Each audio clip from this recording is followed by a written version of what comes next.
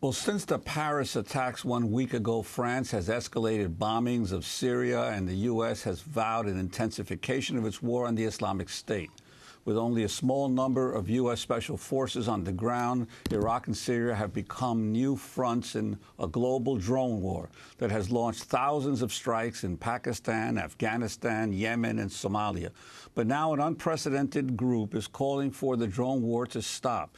In an open letter to President Obama, 4 U.S. Air Force service members who took part in the drone campaign say targeted killings and remote control bombings fuel the very terrorism the government says it's trying to destroy.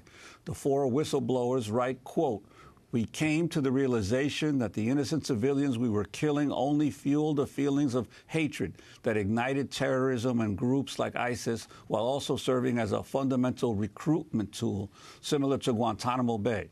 This administration and its predecessors have built a drone program that is one of the most devastating driving forces for terrorism and destabilization around the world."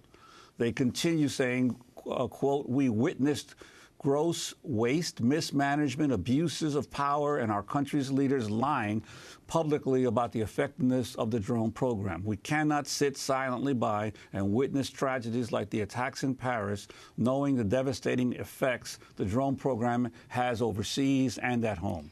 On top of the toll on civilian victims, the letter also addresses the personal impact of waging remote war. All 4 say they have suffered PTSD and feel abandoned by the military they served, with some now homeless or barely getting by. The letter brings together the largest group of whistleblowers in drone wars history. 3 of the signatories operated the visual sensors that guide U.S. Predator drone missiles to their targets. 2 are speaking out for the first time. 3 in a TV broadcast. They've never done it before. The other 2 have previously raised their concerns about the drone program, including in the documentary Drone. The film, premiering in New York City and Toronto today, reveals how a regular U.S. Air Force unit based in the Nevada desert is responsible for flying the CIA's drone strike program in Pakistan. We're the ultimate voyeurs, the ultimate peeping Toms. I'm watching this person, and this person has no clue what's going on. No one's going to catch us, and we're getting orders to take these people's lives. You never know who you're killing because you never actually see a face. You just have silhouette. They don't have to take the shot. They don't have to bear that burden. I'm the one that has to bear that burden.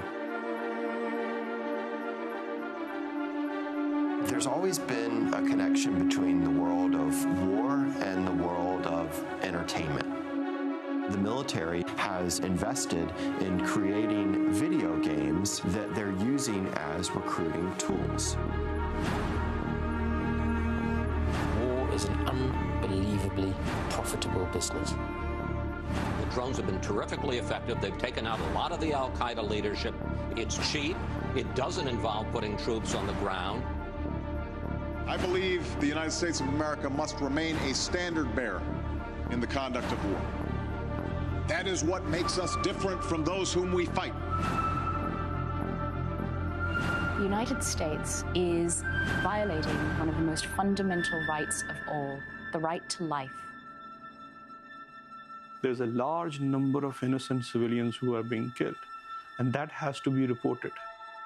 The majority of the secret drone strikes that have taken place we have always understood, been carried out by the Central Intelligence Agency. There is a lie hidden within that truth. The trailer for the documentary Drone, premiering today in New York City and Toronto. In speaking out together, the 4 former service members risk prosecution under the Espionage Act by an administration that's waged an unprecedented campaign against government whistleblowers. They also set their sights on a cornerstone of President Obama's national security policy, just as it threatens to escalate in the aftermath of the Paris attacks.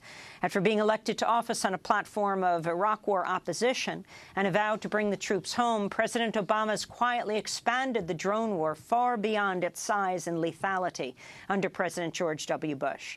Today, in this Democracy Now! Exclusive, these 4 war whistleblowers join us in their first extended broadcast interview.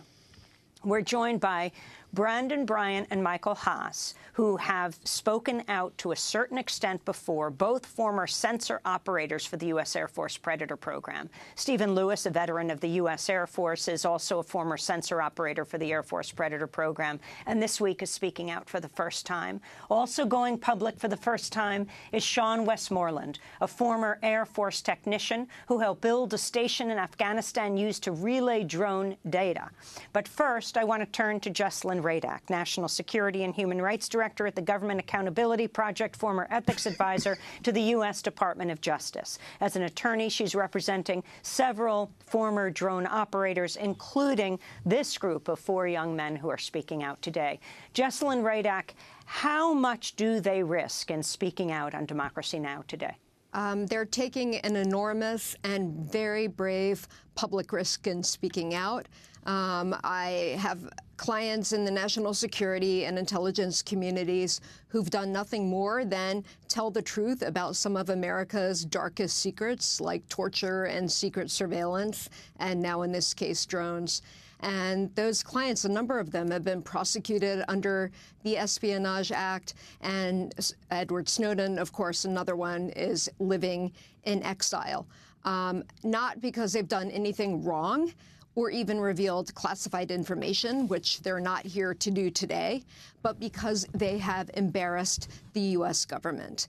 All of these men, a number of them, half of them, have complained internally to no avail. They've gone through internal channels, and we're hoping that today, by going public, that this will have more of an influence in the debate, because somehow there's a complete disconnect between these terrorist attacks in Paris and elsewhere and the fact that the drone program has fueled ISIS and al-Qaeda and a number of terrorist groups, and that really needs to be addressed. And I'd like to ask Brandon Bryant, we've had you on Democracy Now! A couple of years ago, and these guys here worked with you as well. Can you talk about the decision to come out as a group, how you came to that and why at this particular point? Well, you know, when I first started talking out about my experiences, it was more to get a bunch of stuff off my chest and to actually try to come clean with what I've done and reveal what exactly is going on. And I'm actually really honored to be with these gentlemen right here, is that I trust them, and this is their decision to come out, and I'm here to support them because I've already been doing this for 3 years, and it's time that we just get a bigger coalition of people together to attack this issue. Why did you sign this letter, and what are you calling on President Obama to do? We want the president to have more transparency in this issue, and we want the American people to understand exactly what's being done in their name. And I think that all this fear and hatred that keeps going on and is just out of control, and we need to stop it somewhere.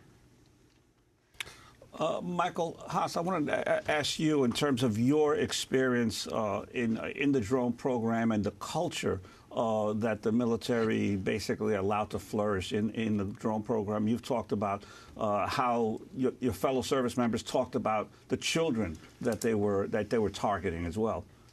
Yes, the term fun-sized terrorist was used to just sort of denote children that we'd see on screen. What was it? Fun-sized terrorists. Fun-sized terrorists? Yes. Other terms we'd use would be cutting the grass before it grows too long. Just doing whatever you can to try to make it easier to kill whatever's on screen. It's and the culture is that mentality is very much nurtured within the drone community, because every Hellfire shot is sort of lauded and applauded, and we don't really examine who exactly was killed, but just that it was an effective shot and the missile hit its target. When did you start to have questions? Shortly after I became an instructor, and I started to see how much the mentality had shifted since I had been in. And the 11th hadn't really changed how they had trained their sensor operators from a basic level standpoint. The 11th is? The basic training squadron up at Creech. They train all the sensor operators. This is at Creech in Nevada? Yes. And you were a video game addict as you were growing up. You talk about this whole impact of sort of the video game approach to war. The thing that makes gamers a prime target for this job field is that ability to just multitask and do a lot of things subconsciously and just sort of out of reflex, and you don't really even have to think about it, which is paramount to doing this job. But a lot of it is getting used to just seeing something on screen, killing it, and then going about your business as though you don't really pay it a second thought. It was just an objective to be completed.